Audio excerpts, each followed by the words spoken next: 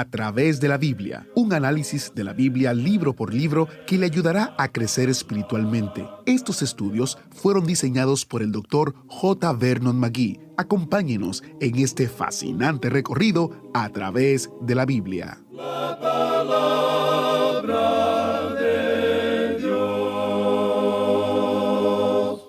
Creo que se puede decir con seguridad que cuando uno conoce a alguien que dice creer en Jesús, queremos saber si su fe es genuina, si realmente su fe los mantiene honestos en el trabajo o en su matrimonio. Todos estamos cansados de la hipocresía. La hipocresía previene que la gente escuche el verdadero evangelio. Bienvenidos a Través de la Biblia, el programa donde conocemos a Dios en su palabra. Soy su anfitrión, Heiel Ortiz. Hoy comenzamos la breve epístola a Tito, un pequeño libro del Nuevo Testamento que lleva un enorme mensaje para los cristianos. Es un gran libro y a través de los estudios verá que Tito no solo nos da una imagen de la iglesia ideal, sino que también nos habla personalmente sobre el gozo y la esperanza que podemos esperar en el glorioso regreso de nuestro Salvador Jesucristo. Para entender un poco el contexto de la carta, el apóstol Pablo escribe esta carta a Tito, un joven griego que se salvó como resultado del ministerio de Pablo y llegó a ser un amigo íntimo. Aunque Tito era joven, era alguien con suficiente integridad como para que el apóstol Pablo confiara en él para dejarlo en la isla de Creta, donde la inmoralidad era desenfrenada, y Pablo le dijo a Tito que ayudara a la iglesia que estaba en problemas, tanto en la forma en que vivían como en la que creían. Usted va a apreciar las lecciones muy actuales y aplicables que aprenderemos en este corto, pero poderoso libro, o mejor dicho, una carta. Solo tenemos 5 lecciones en este libro, pero cada una tiene un gran impacto. Y si usted quiere profundizar un poco más en el libro de Tito, le recomiendo conseguir una copia gratuita del comentario de las epístolas pastorales que incluye a Tito, también a Primera y Segunda de Timoteo y a Filemón. Son comentarios muy útiles, especialmente para cualquier persona que esté involucrada en el liderazgo de la iglesia. Considérelo como un buen recurso para estudiar con aquellos con quienes usted sirve. El comentario está basado en el programa radial que está escuchando, así que si le gusta la enseñanza del programa, le va a gustar también el comentario. Visite a través de la biblia.org/comentario, a través de la biblia.org/comentario para descargar una copia del comentario en formato PDF. En la misma página encontrará también otros comentarios que hemos publicado.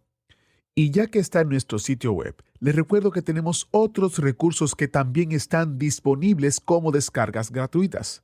Puede visitar a través de la biblia.org/libritos. Allí tenemos una cantidad de libritos disponibles que también usted puede descargar, recursos que son útiles para su crecimiento y desarrollo espiritual. A través de la biblia.org, un lugar que usted debe visitar. Queremos que sepan hoy que estamos agradecidos por el apoyo financiero que nos brindan. No lo mencionamos a menudo, pero este ministerio está completamente financiado por sus ofrendas. Cada recurso gratuito que producimos o distribuimos es gracias a las ofrendas de los oyentes del programa. Por 50 años hemos confiado en que Dios ponga en sus corazones el deseo de ser generosos con los ministerios que los alimentan. A través de su apoyo financiero y de sus oraciones, usted y yo somos parte de un ministerio que toca a millones de personas. Sabemos que Dios está usando su palabra enseñada a través de la Biblia para cambiar las vidas de personas que no conoceremos hasta que estemos en el cielo. Iniciamos este tiempo en oración. Padre Celestial, gracias porque podemos estudiar tu palabra y gracias porque podemos venir a ella porque tú nos estás llamando a que te conozcamos. Te pedimos que abras nuestra mente y corazón y que podamos aprender lecciones importantes para nuestra vida espiritual y cómo podemos vivir para tu gloria en esta tierra. Usa este tiempo, usa al Maestro. En el nombre de Jesús te lo pedimos. Amén. Con nosotros, nuestro maestro Samuel Montoya y el estudio bíblico de hoy. En el día de hoy, amigo oyente, comenzamos nuestro estudio en el pequeño libro de Tito y esperamos que usted ya haya encontrado este lugar en la palabra de Dios, en la Biblia, Hubo dos jóvenes predicadores a los cuales el apóstol Pablo tuvo el privilegio de llevarlos al Señor. Y a estos dos predicadores jóvenes, Pablo los llama hijos, sus hijos verdaderos, es decir, hijos espirituales, porque fue él quien los llevó al conocimiento salvador de Cristo Jesús. Nosotros tenemos cartas a ambos de estos hermanos. Tenemos las dos cartas a Timoteo y tenemos esta epístola aquí, a Tito. Estas cartas son llamadas cartas pastorales porque el apóstol Pablo da a estos jóvenes predicadores instrucciones en cuanto a la iglesia local. Esto hace que lo que tenemos aquí sea de mucho valor porque hoy tenemos tantos cursos, tanta instrucción, tantas cosas en cuanto a la iglesia local. Y en realidad solo tenemos 3 epístolas aquí y estas son bastante breves. Y a pesar de esto, nos ponemos a pensar que hoy existe bibliotecas llenas de libros que le dicen a uno cómo dirigir la iglesia local. Pero pensamos que si resumimos todo eso y tomamos estas 3 epístolas y las ponemos ante nosotros, vamos a encontrar el modus operandis que se presenta ante nosotros aquí. Si falta algo o si existe alguna necesidad, no tiene nada que ver con la organización, no tiene que ver con el sistema que se está utilizando, sino que existe una gran necesidad espiritual en la iglesia de hoy. Quisiéramos decir algunas palabras en cuanto a estos dos jóvenes predicadores. Ya hemos hablado en cuanto a Timoteo anteriormente, pero aquí se nos presenta ahora a Tito. En cuanto a Tito, diríamos que parece ser, y debemos decir que conocemos muy poco en cuanto a estos dos predicadores. Pero Tito, sin embargo, parece ser más fuerte, tanto física como espiritualmente, que Timoteo. El apóstol Pablo expresa menos preocupación en cuanto al bienestar de Tito. Tito era probablemente una persona más madura y quizá poseía una personalidad un poco más viril. Timoteo era un judío que fue circuncidado por Pablo, pero Tito, quien era un gentil, Pablo parece haberse negado a circuncidarle. Usted recuerda que en su epístola a los Gálatas, el apóstol habla en cuanto a llevar a Tito junto con él a Jerusalén, y ya que él es un gentil, él no permite que sea circuncidado. Sin embargo, él había hecho que Timoteo se circuncidara cuando fue con él. De aquí podemos sacar una norma, amigo oyente. Y creemos que esa norma, si usted desea una, se nos expresa con toda claridad por Pablo en su epístola a los Gálatas capítulo 6, versículo 15, donde dice, «Porque en Cristo Jesús ni la circuncisión vale nada, ni la incircuncisión, sino una nueva creación». Por conveniencia, para Pablo poder ser todo para todos los hombres, él dice a los judíos que él quiere ser un judío, y a los gentiles que él quería ser un gentil. Esa fue la razón por la cual hizo que Timoteo se circuncidara, porque ellos iban a ir a las sinagogas. Pero debemos considerar que el Evangelio estaba en peligro. En el capítulo 15 del libro de los Hechos de los Apóstoles, en ese gran concilio de la iglesia en Jerusalén, Pablo no está permitiendo nada del legalismo que entre allí. Por tanto, él se niega a permitir que Tito sea circuncidado. Así es que podemos apreciar, amigo oyente, que las circunstancias alteran los casos. Es algo bastante peligroso el dictar ciertas reglas y normas, y hay muchas personas hoy que no creen en quemar cirios, o el desfilar en el pasillo de una iglesia, pero aún así ellos tienen ciertas reglas y normas que no son otra cosa sino un rito por medio del cual tratan de vivir la vida del creyente. Amigo oyente, sin una relación personal con Cristo Jesús, todo esto llega a ser absolutamente nada. De paso, digamos aquí que tenemos en esta epístola un buen cuadro de la iglesia neotestamentaria para su realización completa en el orden dentro de la comunidad como organización. Hay personas que nos escriben diciendo que son miembros de una iglesia neotestamentaria. Siempre nos gusta preguntarle a esta gente, ¿ha caído muerto alguno en su iglesia recientemente? Y esta gente dice, no. ¿Qué quiere decir con eso? Bueno, en la iglesia primitiva, la iglesia del Nuevo Testamento, uno puede leer la historia de Ananías y Zafira. Ellos cayeron muertos en la iglesia. Usted le puede preguntar a Simón Pedro en cuanto a eso.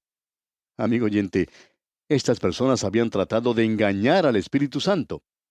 Creemos que si esto llegara a suceder hoy en la iglesia de este día presente, quizá la iglesia normal se convertiría en un hospital a causa de tantas personas que quedarían muertas en un lado y en otro. Según esta epístola que tenemos ante nosotros, la iglesia ideal es aquella que tiene una organización bien ordenada, que tiene una buena doctrina, es dura en la vida y está lista para hacer toda buena obra. Creemos que ese es el cuadro que se nos presenta aquí de la iglesia del Nuevo Testamento. Creemos que en las epístolas a Timoteo se da énfasis a la sana doctrina, y que aquí en esta epístola a Tito, el énfasis es colocado sobre la importancia al orden que debe existir en la casa de Dios. Diríamos que el versículo clave de esta epístola a Tito se encuentra en el primer capítulo, versículo 5, donde dice: Por esta causa te dejé en Creta, para que corrigieses lo deficiente y establecieses ancianos en cada ciudad, así como yo te mandé. Así es que las cosas deberían ser puestas en orden.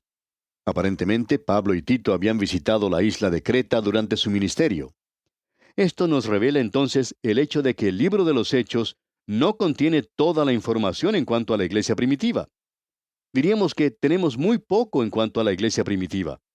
En realidad, solo se da énfasis a dos apóstoles, Pedro en la primera parte y Pablo en la segunda parte del libro de los Hechos. Tampoco tenemos toda la información en cuanto al ministerio de Simón Pedro o en cuanto al ministerio del apóstol Pablo. Esto es evidente al observar lo que dice esta epístola porque, aparentemente, Pablo y Timoteo habían tenido un ministerio en la isla de Creta. Ellos estuvieron allí, pero no sabemos cuánto tiempo permanecieron en ese lugar. Vamos a decir algo en cuanto a esta isla antes de entrar mucho en la epístola, y también en cuanto a la gente que habitaba en ese lugar. Pablo no pensaba mucho en cuanto a ellos, digamos de paso.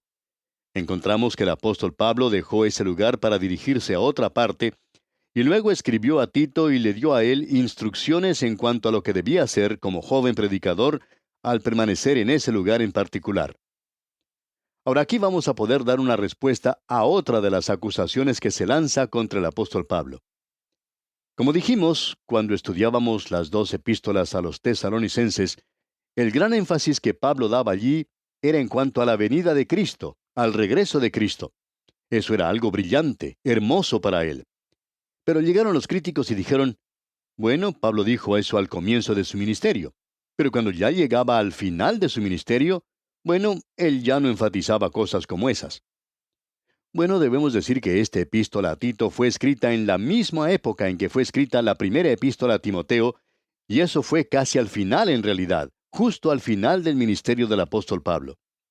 Y aquí en esta carta a Tito, en el capítulo 2, versículo 13, él aún puede decir: aguardando la esperanza bienaventurada y la manifestación gloriosa de nuestro gran Dios y Salvador Jesucristo. Amigo oyente, de aquí podemos deducir muy fácilmente que Pablo no había perdido de vista esa bendita esperanza de la iglesia. Sabemos que estaba brillando y quizá brillando mucho más hasta que amaneciera aquel día cuando la estrella se levantaría en nuestro corazón. Deseamos presentarle un breve bosquejo de esto, y debe ser breve porque aquí solo tenemos 3 capítulos. En el capítulo 1 tenemos a la iglesia como organización. Creemos que eso es enfatizado, y ya hemos leído un versículo de este capítulo. Pero en el capítulo 2, la iglesia debe enseñar y predicar la palabra de Dios. Notemos lo que dice el primer versículo del capítulo 2. Pero tú habla lo que está de acuerdo con la sana doctrina. La iglesia debe tener sana doctrina. Ya veremos lo que eso quiere decir. Ahora, en el capítulo 3, la iglesia debe realizar buenas obras, es decir, salvado por la gracia, viviendo por la gracia y demostrando su fe al mundo mediante sus buenas obras. Eso es lo que el apóstol Pablo enfatiza aquí. En el capítulo 3, en el primer versículo leemos: recuérdales que se sujeten a los gobernantes y autoridades, que obedezcan, que estén dispuestos a toda buena obra. Aquí tenemos un cuadro de la iglesia local. Diríamos que es muy difícil hoy encontrar una iglesia que tenga estos 3 puntos, es decir, estos 3 énfasis tremendos. Algunas enfatizan una cosa y otras enfatizan otras. En primer lugar, debe existir orden en la iglesia. El apóstol Pablo le dijo a los corintios que todo debe hacerse decentemente y en orden.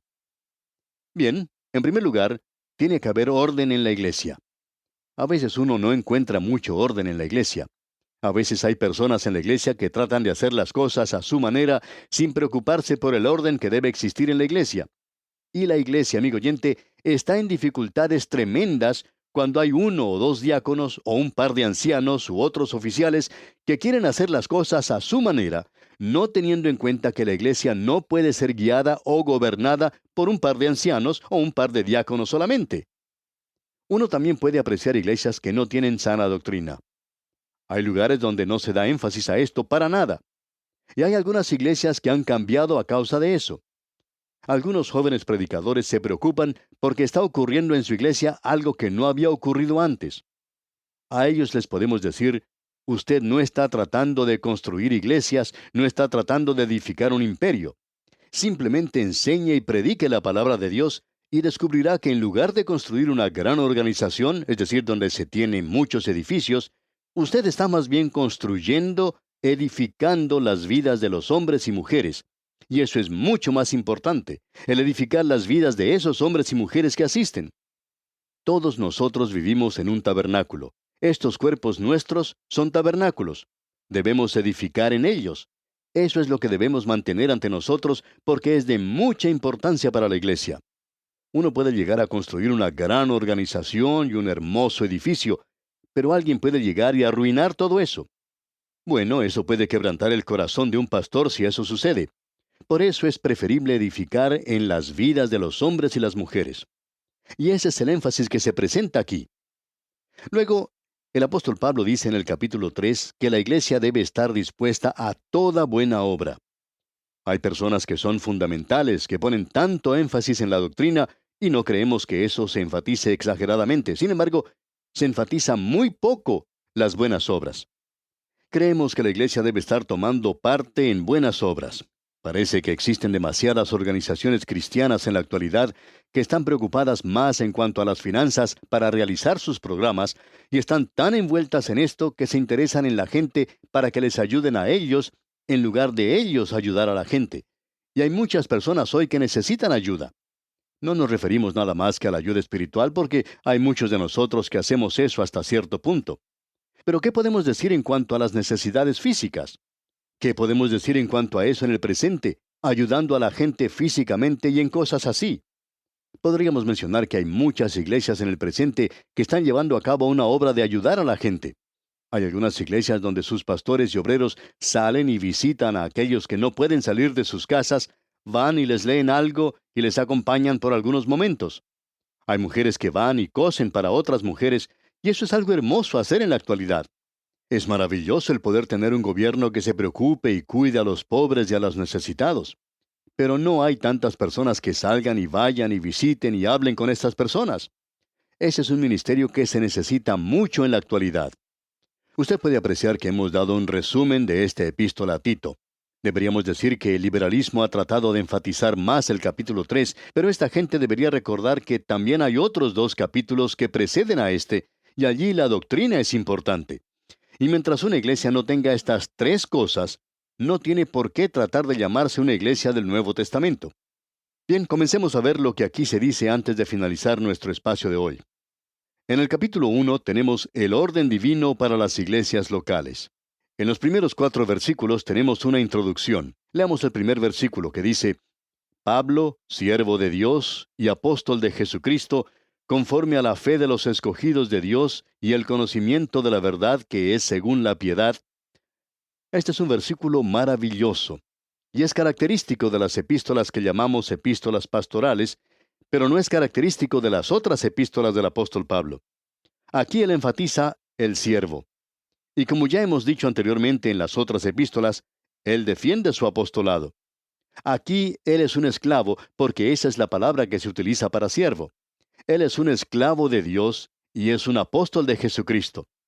La razón por la cual él afirma su apostolado aquí es que él va a dar instrucciones a la iglesia organizada, y esto viene de un apóstol, de un escritor nombrado por el Señor Jesucristo, aquel que ahora, a través de sus apóstoles, se ha comunicado con la iglesia. Y esta es una comunicación de parte del Señor Jesucristo para nosotros. Ahora aquí se nos dice, conforme a la fe de los escogidos de Dios. Esta es una declaración bastante interesante. Deberíamos decir que esto no quiere decir para la fe, sino según la fe. Es decir, la norma o la regla de fe que se presenta para el elegido de Dios en el presente. Ahora, el hecho de que usted sea salvo, o que no lo sea, descansa en aquello que usted cree hoy. Usted me dice lo que piensa en cuanto al Señor Jesucristo, y yo puedo decirle a usted si es salvo o no lo es.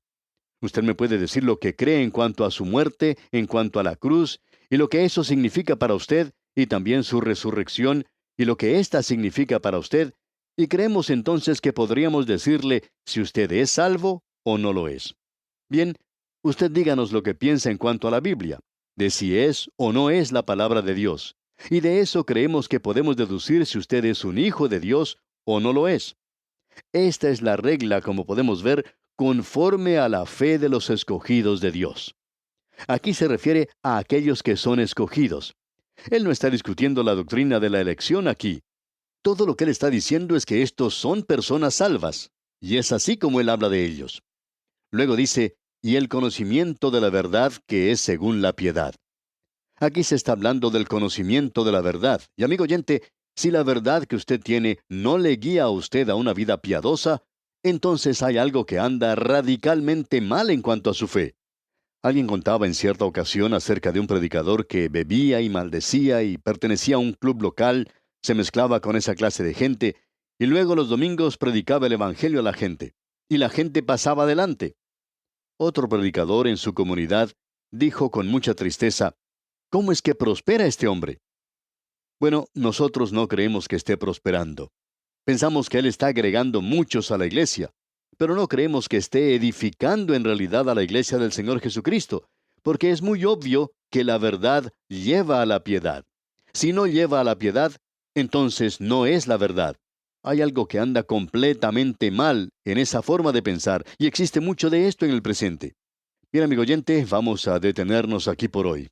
Hemos solamente entrado al umbral de esta epístola del apóstol San Pablo a Tito. Le sugerimos leer el resto de este primer capítulo para que esté así preparado para nuestro siguiente estudio y saque el mayor provecho posible de esta pequeña epístola. Y es nuestra oración que el Señor le bendiga en gran manera. Muchas gracias al maestro Samuel Montoya por guiarnos y dirigirnos en el estudio bíblico de hoy. ¿No es sorprendente que una carta escrita hace 2000 años pueda ser tan aplicable a la vida de hoy? Interesante, ¿no? Bueno, si Dios lo permite, mañana continuaremos nuestro fascinante recorrido en esta maravillosa carta de Tito, cuando el autobús bíblico llegue a nuestra próxima parada.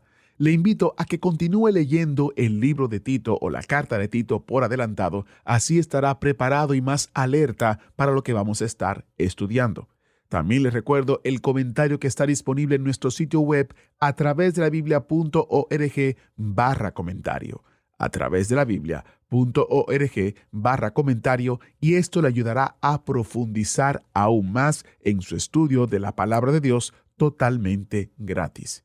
Si Dios lo permite, estaré con usted en una próxima entrega de su programa A través de la Biblia. Que Dios les bendiga y hasta la próxima. ¿Fue de ayuda para usted el estudio de hoy? ¿Desea enviarnos algún comentario de lo que ha estado escuchando? Entonces escríbanos, no espere más. Nuestro correo electrónico es atv@transmundial.org. atv@transmundial.org. Si desea recibir las notas y bosquejos de lo que estamos estudiando, suscríbase gratis en nuestra página en internet a través de la Biblia.org/notas. A través de la Biblia.org/notas.